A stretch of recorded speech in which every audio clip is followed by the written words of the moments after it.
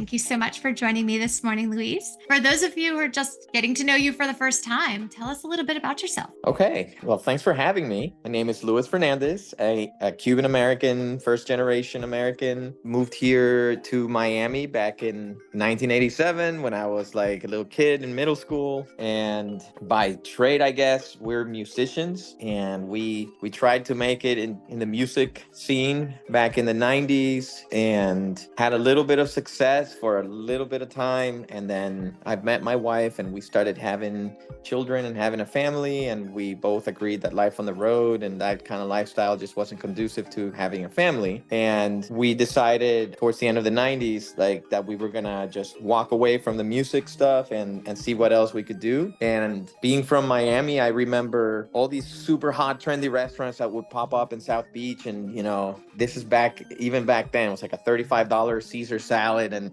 no one could get in because they were so slammed and they were packed. And I was like, well, this might be something that potentially we could get into. And I also saw those trendy restaurants that just disappear after like a year. So I was like, what's going on? There's got to be, something's not right. So I went to FIU hospitality. They have a great hospitality program, and I got a bachelor's in hospitality that focused on restaurants. And our plan was to just open up a Cuban restaurant somewhere where we didn't have to compete with anybody. So obviously that wasn't Miami. And we moved to the Atlanta area, and a couple years later opened our first restaurant, Mojitos, Cuban-American Bistro. And really learned this one thing is to learn in a classroom, and then there's real life. And so the School of Hard Knocks and everything that comes with that was part of our story. And here we are about 16 years later. We have 3 locations, and we're just living the dream, like they say. I love your optimism, because obviously that one didn't stop you. You kept going for a second one.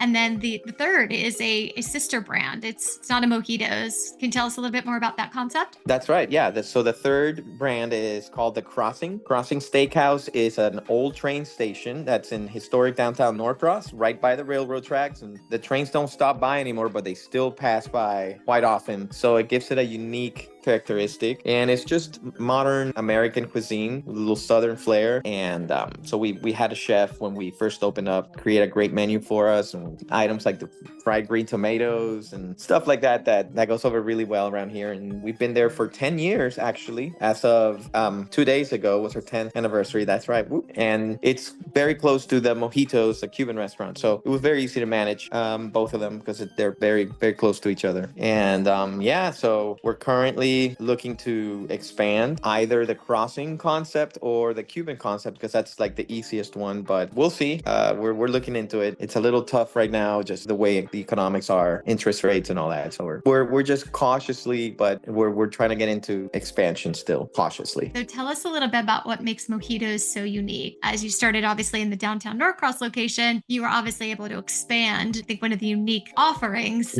in the Peachtree Corners location. Sure. So we always felt like, when you're dining out, and it's not just about the food, you got to have a little bit of visual and you got to audio as well to kind of wrap it around the whole experience. So the Mojitos brand was imagining being in Cuba, like pre-communism, like pre-Fidel Castro, where you had casinos and all that nightlife, that whole vibe that was very famous back in the day. And so that's kind of like the vision. And you've got that kind of decor with that kind of music playing on the speakers. Obviously, your traditional Cuban dishes, as well as a couple of modern twists on them. And in the weekends, we have live music. So we've got a live band, got a great singer who happens to be my wife sometimes. And so it's kind of like, you get dinner and a show, but it's not like we sell tickets. You just, get a table, eat, enjoy, maybe dance. We get a lot of dancing, and you go home, and it serves for it differentiates us from just a regular restaurant, and it's a unique dining experience. And people too, it turns out people like that stuff. People want to, have a meal, enjoy themselves and get entertained, potentially even dance or learn how to dance, or just they be themselves, get on that dance floor, or dance on your table, like around your table. So we get a lot of that, and it's really, really fun because that's part of hospitality, right? We're not like a vending machine. We provide hospitality, so it's about how you make the guest feel. I think that's what they remember more than anything, and it's worked really well for us. It's great. I absolutely agree.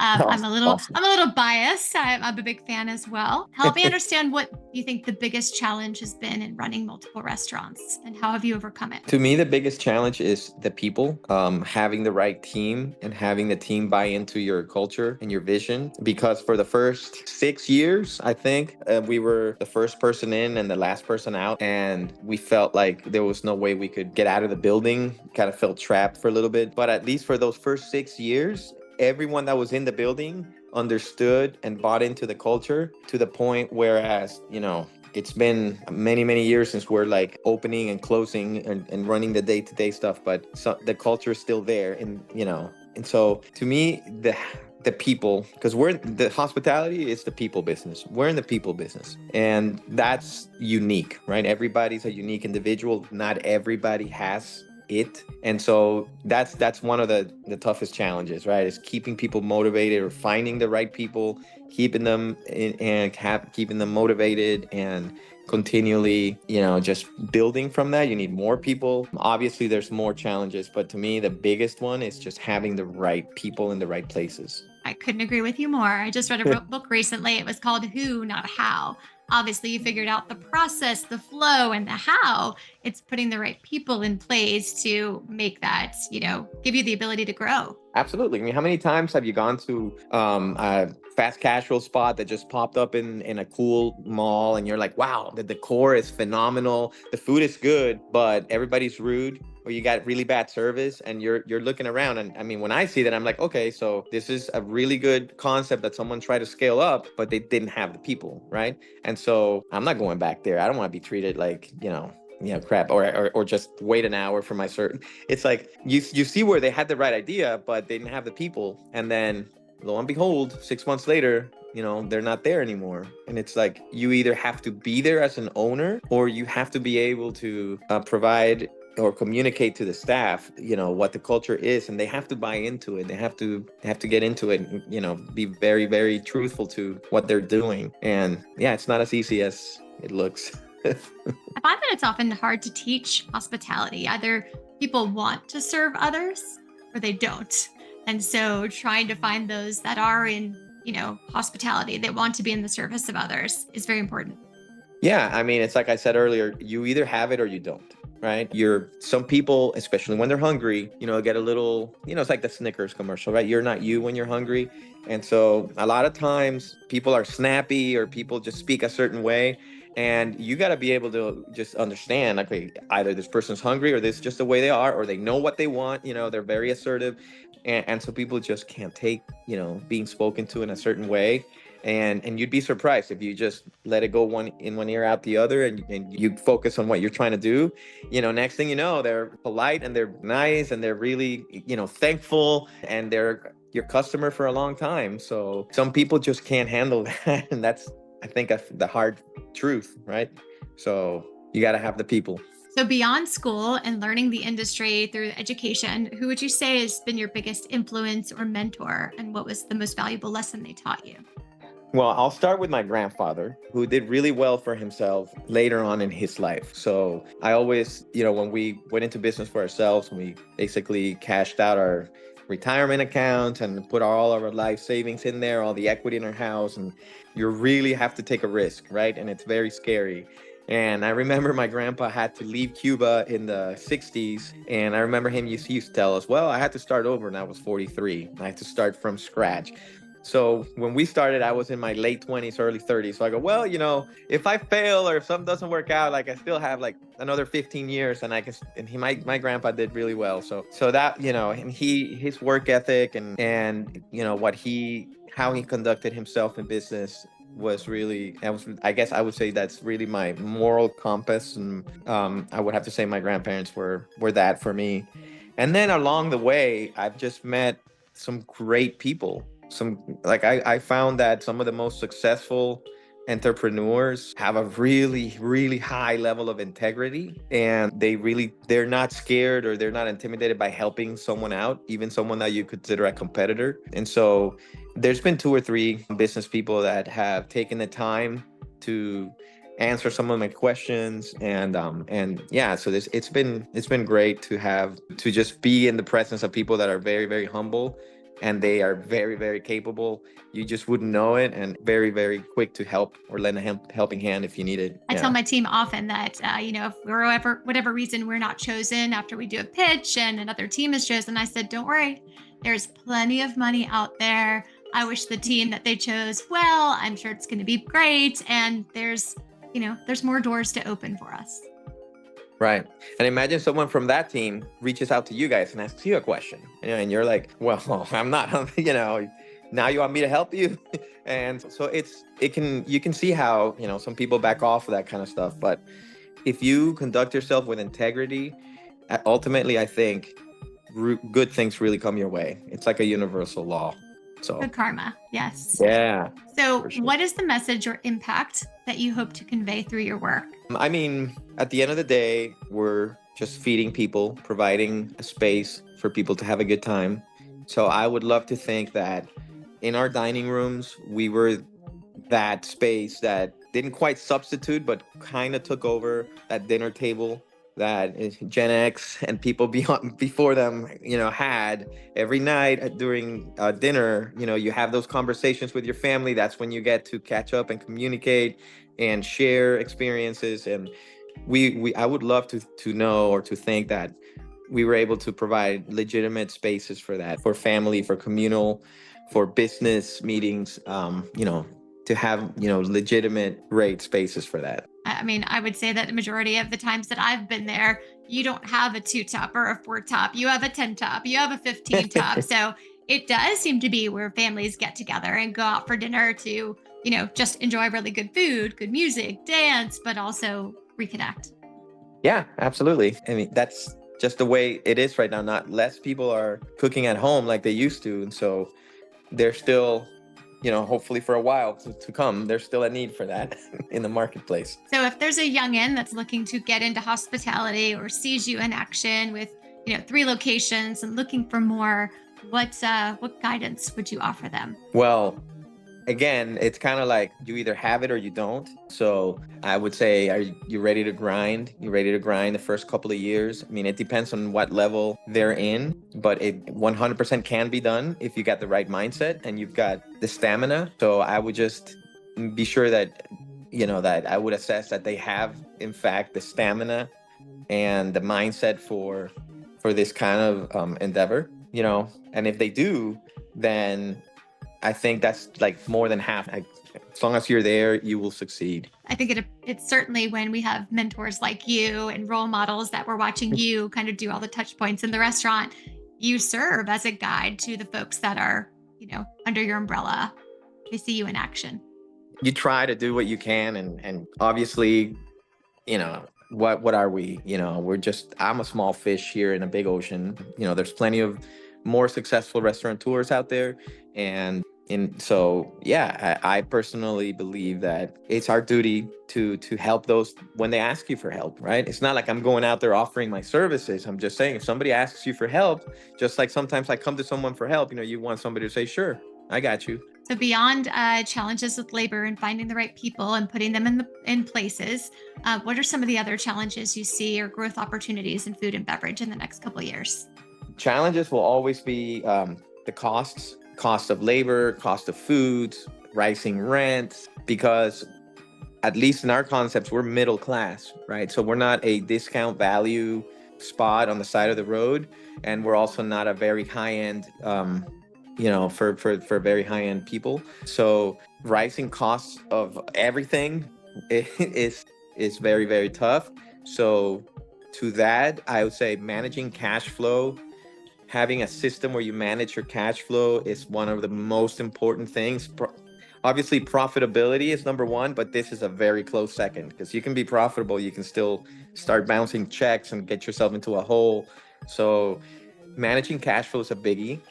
And of course, the technology movement that's happening right now, with obviously after COVID, the online ordering, online delivery, third-party delivery services, that kind of technology, with AI. I'm myself trying to look into And I don't want to replace a job for a hostess or someone who answers the phones, but I've pulled up to some drive-throughs and they have very sophisticated AI systems that take your order and you can modify the order. You know, it's a computer, but they get it right all the time. So, I don't know, keeping up with just the changing technology, improving technology it's both exciting and it's kind of scary, but I think that's kind of where you have to go, you know? In traveling internationally, I had a chance to go to a McCafe, and they have no one taking your orders. They only have people assembling the food and putting it together in bags and delivering it to you. There's just kiosk, kiosk, kiosk, kiosk. And it's, you're touching this massive, TV screen, and it's very easy customer wise, but I think it works best for fast food, right? You're just trying to keep the costs down. You're trying to get in and out quickly. I love, the personable server at your table telling you about dishes, any specials, things that, they definitely need to try, especially if they're a first time diner with us. Absolutely, right. So we serve Cuban foods in a predominantly American market. So kudos to those individuals that want to go out and try new things. But, what is a plantain? And what's the difference between the ripe one and the green one, right? Is it crispy? Which one is sweet? Which one is salty? So absolutely, you want to have that personalized service there. And I think that's what makes a full service restaurant different than a fast casual. And, that kind of get into the whole tipping thing, the tipping culture and that debate that's going on. I think when you've got a human being there serving as your servant, your guide, it obviously drives the experience much better. But at the same time, I can argue it for both sides, right? Do you want to pay $50 for a chicken breast, or do you want to kind of, afford it? But you're gonna have to order through the little kiosk, or like they do in Japan. I've seen these like vending machines where you put in your order for your ramen, and then out comes a ticket, and then you hand that to somebody, and next thing you know, you get a bowl of ramen. I don't know if that's just the way the world is gonna go, or if it's just a trend as we start getting into the whole technological revolution, pardon me. I obviously think having a human there tending to your needs it's the best. But again, times are changing, and cost of labor and cost of all that stuff, like, hopefully the economy will keep up with that. Like that middle class and regular folks will continue to, have that available to them. I think it's fascinating to watch what everybody around the world has for breakfast. Ramen serves as breakfast, lunch, dinner, all of the above, but it's a nutrient dense broth. So add protein, add some veggies, you're good to go. Right, for sure. Or what about that fancy omelet that they do that you slice a knife and then it just runs over the rice. I mean, there's some really cool things that are out there. I love it. Food is always inspiring. So Yeah. outside of your professional life, you kind of chimed on this a little bit. Tell us more about what keeps you inspired, what you enjoy doing, what keeps that smile on your face. Well, I mean, I do enjoy serving our community because we're in the same county. We're in Gwinnett County, and I enjoy seeing some of the folks that were working for us then either own their own restaurant that moved up and just kind of quote unquote graduated and started their own business, or those who were transient. I also enjoy music, right? And obviously, music is almost like what we were born with. What was put into our DNA. So music is great. I hope that one day we can do a music specific venue. And that's something we've been working towards for the last few years, making sure we get it all right and do it properly. Enjoy playing the piano, playing and my wife singing. It's a great release outlet for me. And then also, yeah, I mean, just serving the community, helping out. I'm a board member at our local co-op and volunteer there a couple times, and it's wonderful. Just giving back is a lot more rewarding than people think.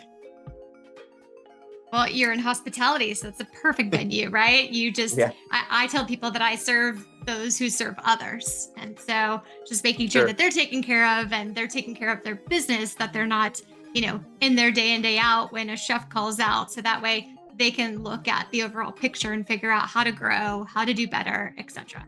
That's right. Yeah. Awesome. So tell us more about where listeners can get more information about you, Mojitos, and the crossing.